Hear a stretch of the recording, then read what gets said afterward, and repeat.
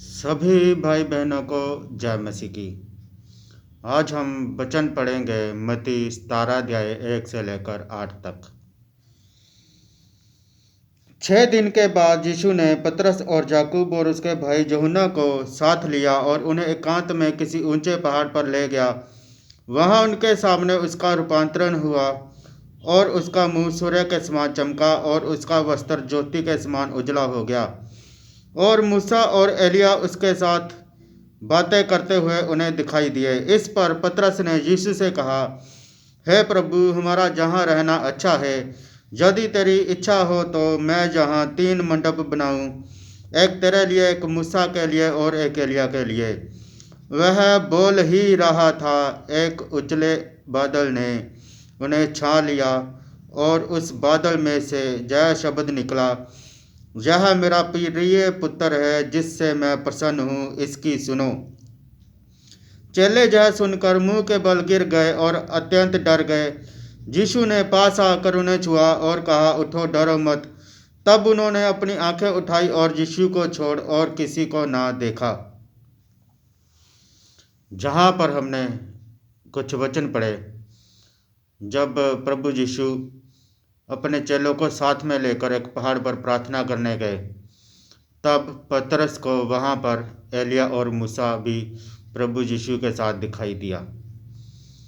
पतरस ने प्रभु यीशु से कहा, हे प्रभु, हम जहाँ 3 मंडप बनाए, एक तेरे लिए, एक मूसा के लिए और एक एलिया के लिए। लेकिन तभी बादल में से परमेश्वर की आवाज़ आई कि ये मेरा प्रिय पुत्र है, तुम इसकी सुनो। पतरस यह आवाज़ सुनकर अत्यंत डर गया और मुंह के बल भूमि पर गिर गया। जब प्रभु यीशु ने उन्हें छुआ तो जब वो पतरस उठा तो उसने प्रभु यीशु को छोड़ और किसी को ना देखा।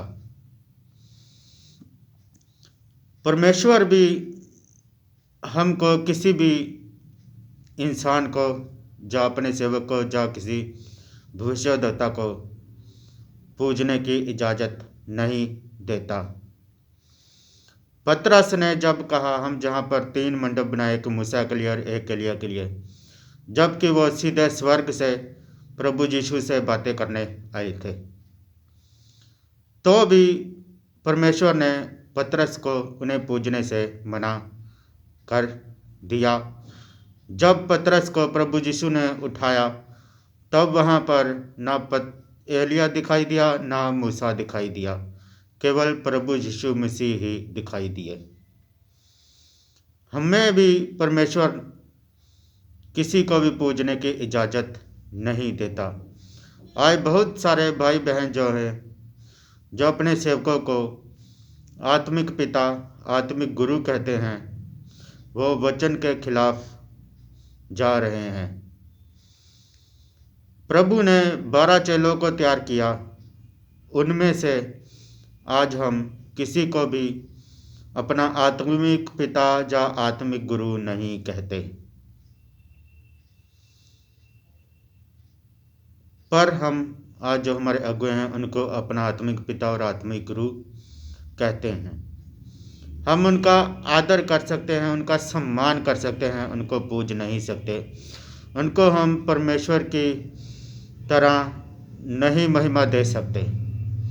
वो भी परमेश्वर के द्वारा बनाए हुए इंसान हैं।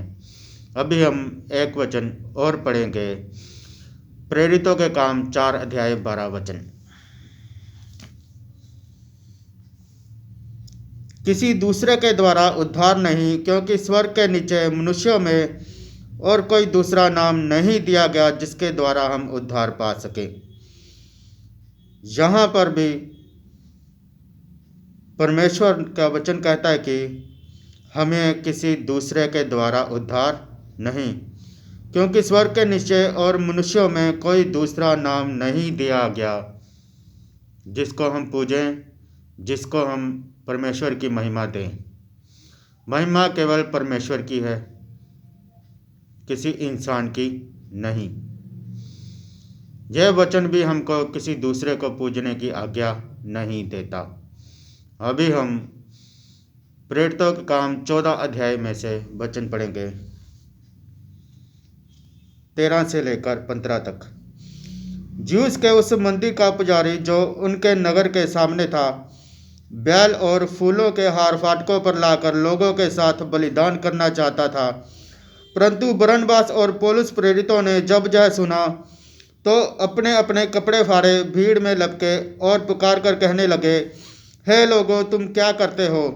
हम भी तो तुम्हारे समान दुख सुख भोगी मनुष्य हैं और तुम्हें सुसमाचार सुनाते हैं कि तुम इन व्यर्थ वस्तुओं से अलग होकर जीवते परमेश्वर की ओर फिरो, जिसने स्वर्ग और पृथ्वी और समुद्र और जो कुछ उसमें है बनाया। जहाँ पर भी जब बरनबास और पौलुस कुछ लोगों को प्रभु का सुसमाचार सुना रहे थे तो लोगों ने उन्हें महिमा देने की कोशिश की, उनके लिए फूलों का हार लाए उनके गले में डालने के लिए। लेकिन जब पौलुस और बरनबास को पता चला तो उन्होंने अपने अपने कपड़े फाड़ लिए और उन्होंने कहा, हे लोगों, तुम क्या करते हो? हम भी तो तुम्हारे समान दुख सुख भोगी मनुष्य हैं और तुम्हें सुसमाचार सुनाते हैं कि तुम इन व्यर्थ वस्तुओं से अलग होकर जीवते परमेश्वर की ओर फिरो, जिसने स्वर्ग पृथ्वी और समुद्र और जो कुछ उसमें है उन्हें बनाया। पौलुस ने भी अपने आप को महिमा देने से इनकार कर दिया। पौलुस जानता था कि केवल महिमा परमेश्वर की है, किसी इंसान की नहीं। पौलुस ने भी लोगों से यही कहा, हम भी तुम्हारे समान दुख सुख भोगी मनुष्य हैं। आज जो हम जिनको अपना आत्मिक पिता आत्मिक गुरु कहते हैं, वो भी हमारे समान दुख सुख भोगी मनुष्य हैं, ना कि वो कहीं स्वर्ग से उतरे हैं।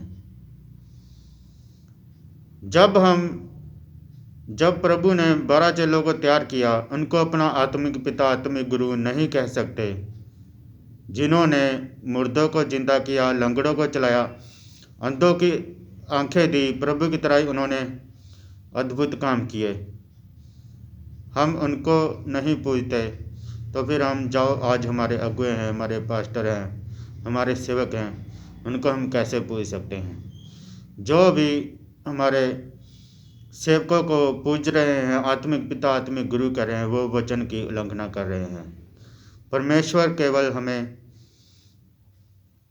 उनका आदर करने को कहता है, उनका सम्मान करने को कहता है, उन्हें पूजने को नहीं।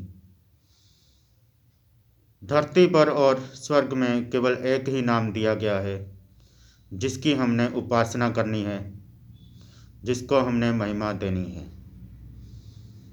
सबको जय मसीह की।